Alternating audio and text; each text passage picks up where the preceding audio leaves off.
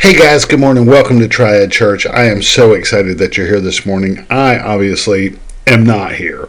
I'm actually over preaching on the big stage this morning, and I can't tell you guys how much I already miss you. I love spending Sundays with you, but every once in a while, Pastor Dan and Pastor Todd need a break, and so they get me to come teach over there.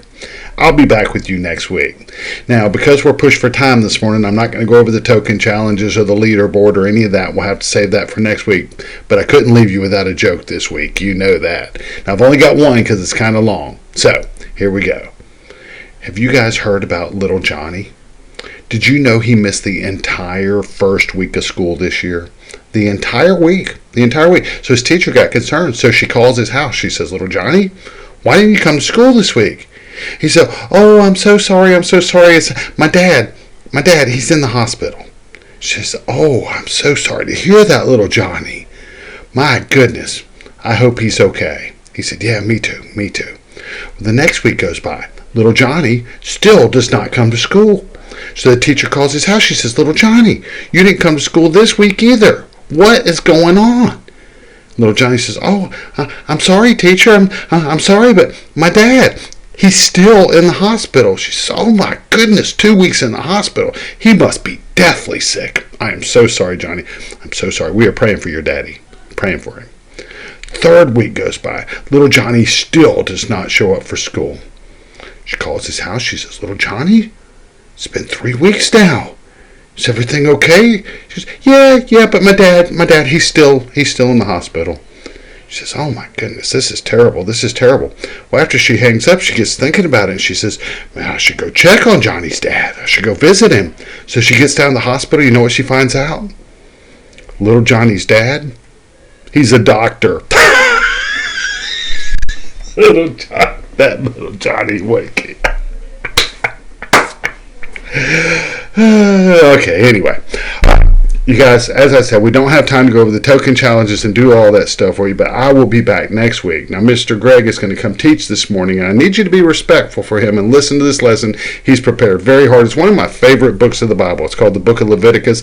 Last time we taught this, 4 kids wound up getting baptized before it was over. So it's very important, the stuff that's in here, for you to learn about. So we're going to go through, we're going to play the videos. We're not going to have a praise and worship team, but I want you to praise just the same out there. And then I have some recap videos for what Miss Patty taught last week. I love you all. I'll see you next week. Bye-bye.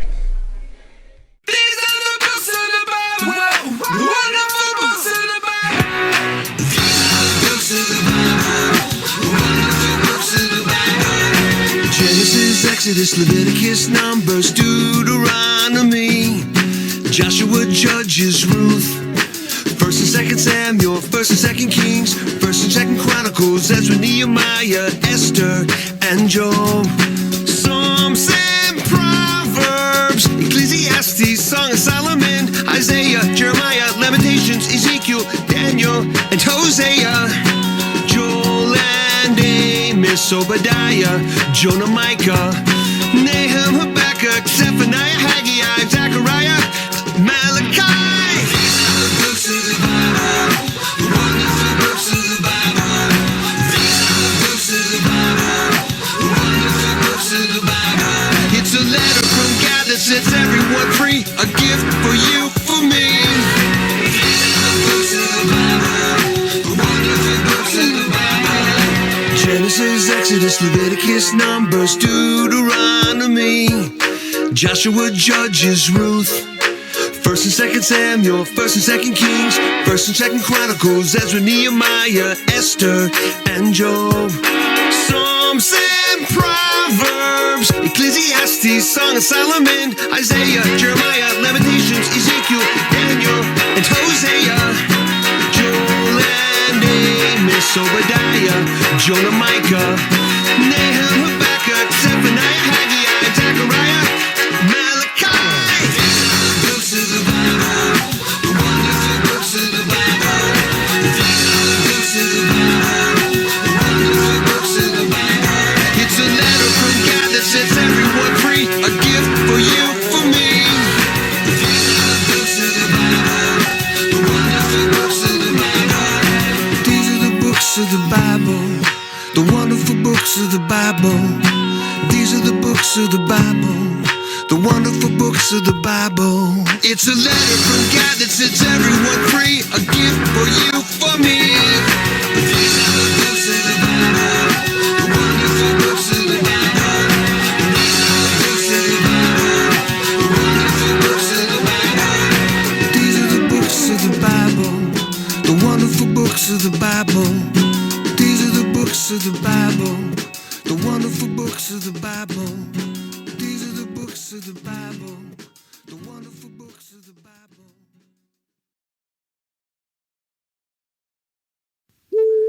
This song will help you learn the 12 sons of Jacob. You can memorize all their names. Just repeat after me. Ready? Reuben, Simeon, Levi. Reuben, Simeon, Levi. Judah, Issachar, Dan. Judah, Issachar, Dan. Joseph, Benjamin, Naphtali. Joseph, Benjamin, Naphtali. Asher, Zebulun, Gad. Asher, Zebulun, Gad. Jacob had 12 sons. You and I can name each one. They became 12 tribes. The 12 tribes of Israel. That's all there is to it. Now let's do it again. You guys repeat after me. The 12 sons of Jacob. Here we go. Reuben, Simeon, Levi. Reuben, Simeon, Levi. Judah, Issachar, Dan. Judah, Issachar, Dan. Joseph, Benjamin, Naphtali. Joseph, Benjamin, Naphtali. Asher, Zebulun, Gad. Asher, Zebulun, Gad. Jacob had 12 sons. You and I can name each one. They became 12 tribes. The 12 tribes of Israel. All right, now let's see if you can do it without the repeats. Just all 12 all the way through. Here we go. Reuben, Simeon, Levi. Judah, Issachar, Dan. Joseph, Benjamin, Naphtali. Asher, Zebulun, Gad. Reuben, Simeon, Levi. Judah, Issachar, Dan. Joseph, Benjamin, Naphtali. Asher, Zebulun, Gad. Jacob had 12 sons. You and I can name each one. They became 12 tribes. The 12 tribes of Israel.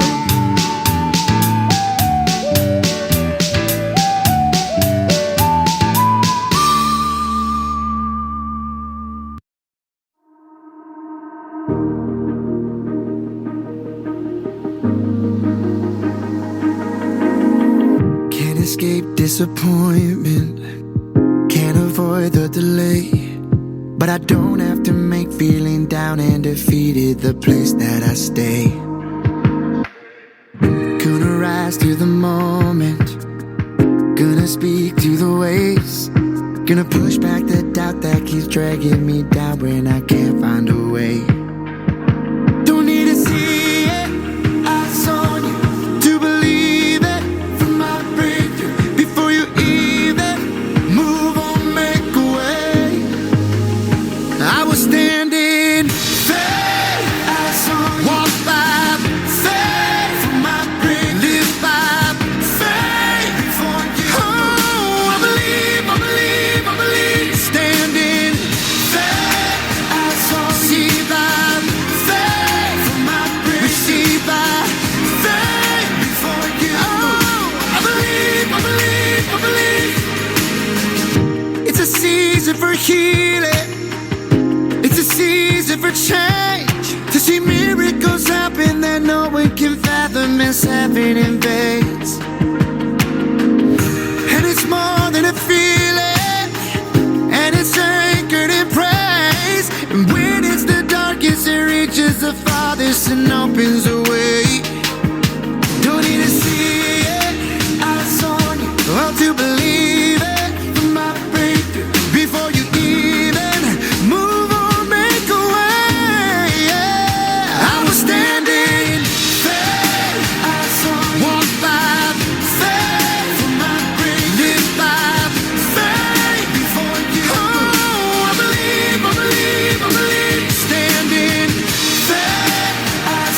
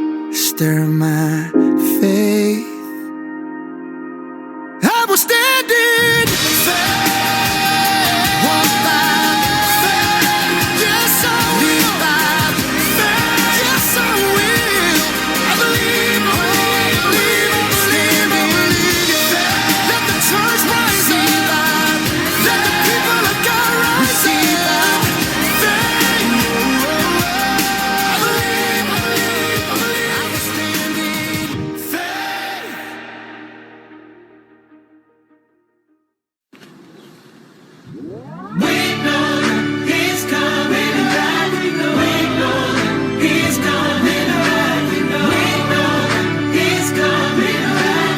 We know that he's coming back. Have you ever thought that the world has kinda lost its way? Crazy as it seems, yeah, I know it's gonna be okay. Ooh, yeah, it doesn't scare me, it's temporary. There's something better we got forever. And it won't be long, cause we know our help is on the way.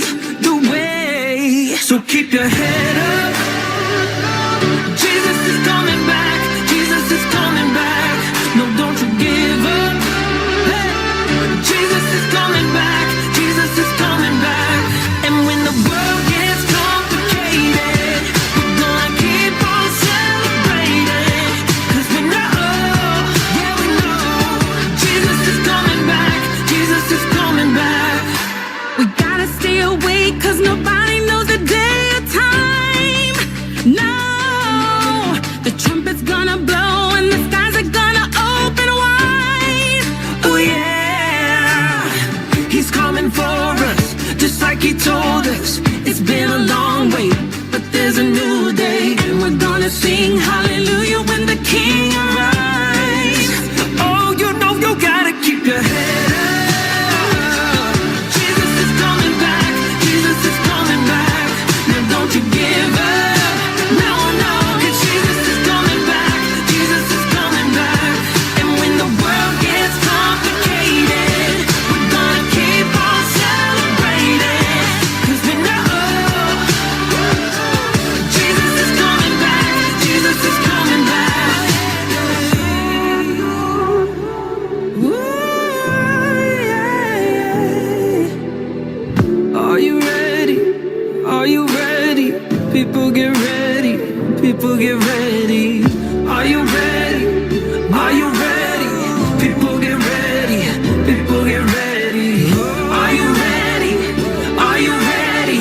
People get ready. Yeah, let's get ready. Oh, he's coming back. Jesus is coming back. Jesus is coming back. No, don't you give up. Jesus is coming back. Jesus is coming back. And when the world gets complicated, we're gonna keep on celebrating. 'Cause we know, yeah we know, Jesus is coming back. Jesus is coming back. Are you ready now? Are you ready now? Yeah. We just wanna celebrate it. Jesus is coming back. Jesus is coming back. So keep your head up. Keep your head up. Jesus is coming back. Jesus is coming back.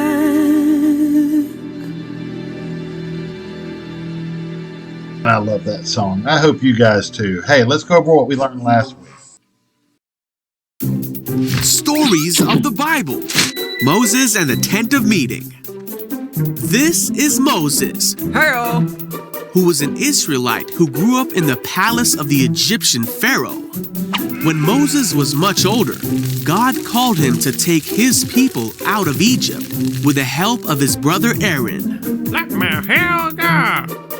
After God showed his miraculous power in Egypt, he led the Israelites through the Red Sea and towards the Promised Land. They followed God, who showed himself as a cloud by day and fire by night. While they were in the wilderness, God and Moses would talk in a place called the Tent of Meeting. Morning, Moses. Morning. Moses would take the tent and pitch it outside the Israelite camp. Everyone who wanted to ask God for something would go to the Tent of Meeting outside the camp. Whenever Moses went out to the Tent of Meeting, See you in a bit. all the people would watch Moses until he disappeared inside. As he went into the tent, the pillar of cloud would come down and hover at its entrance while the Lord spoke with Moses. Wow!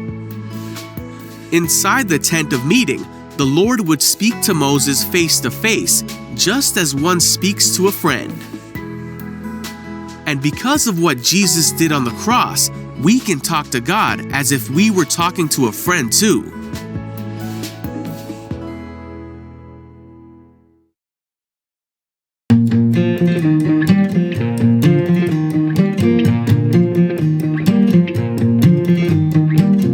God told Moses, I want you to build a place for me so I can stay with you. Build a tabernacle.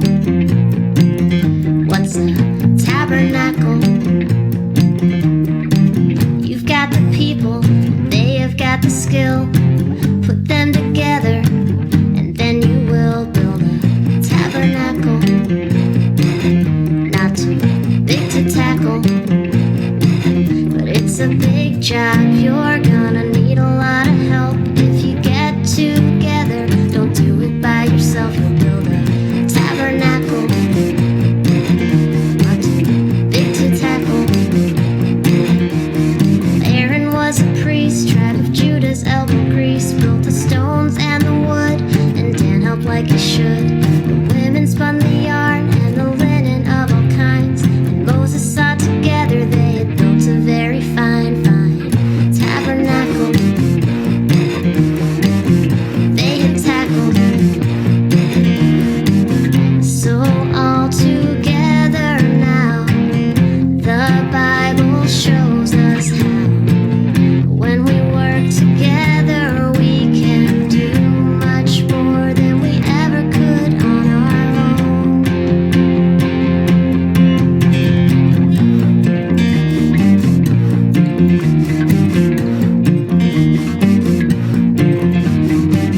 The Bible's full of cooperation. Every people and every nation knows it's always better when we work together. And all together, if we work like we should, we can get more done than we ever could. If we work together, then it's always better. So we work together, and it's always better.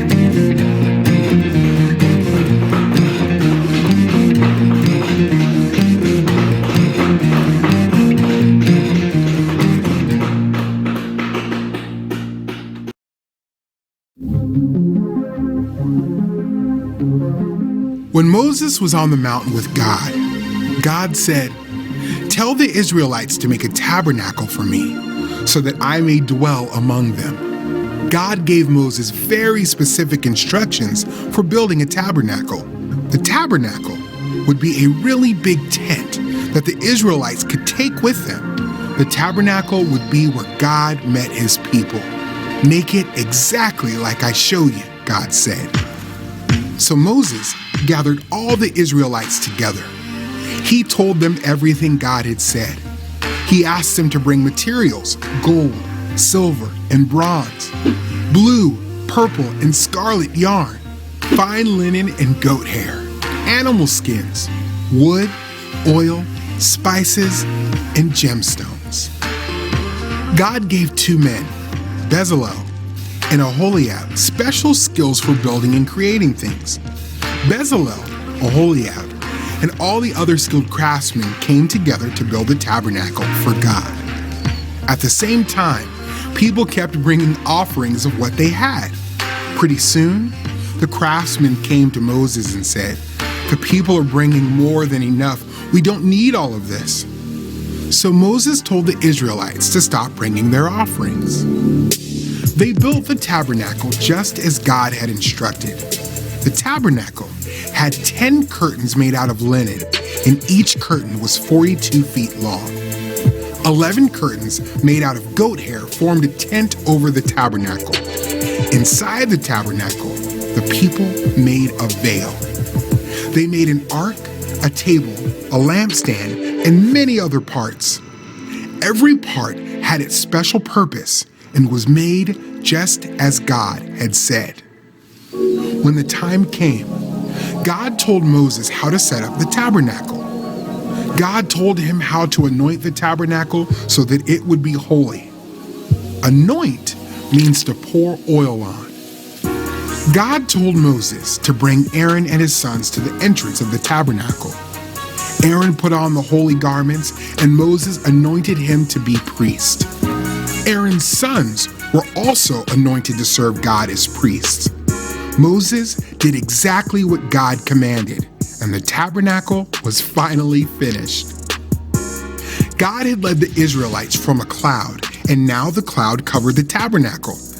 God's glory filled the tabernacle. God made a sign for the people. If the cloud covered the tabernacle, the people would stay where they were. When the cloud lifted from the tabernacle, the Israelites would move and take the tabernacle with them. The cloud of the Lord was on the tabernacle during the day, and fire was inside the cloud at night. All the Israelites could see it as they traveled. God instructed the Israelites to build a tabernacle where he would dwell with them. God desires to be with his people. As part of his plan to save sinners, God sent Jesus to tabernacle or dwell with people on earth.